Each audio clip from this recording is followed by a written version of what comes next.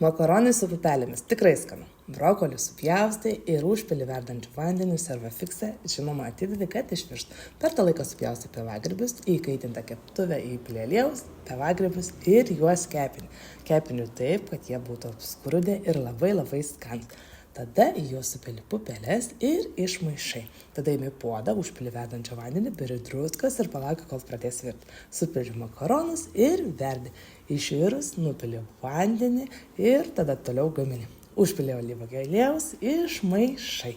Tada įmi servafikso brokolius, juos nupili nuo vandens ir gali supilti į puodą. Tada beri pupelės su pievagrybiais ir viską gerai išmaišai. Tada beri prieskonius. Prieskoniai yra druska ir makaronų prieskoniai.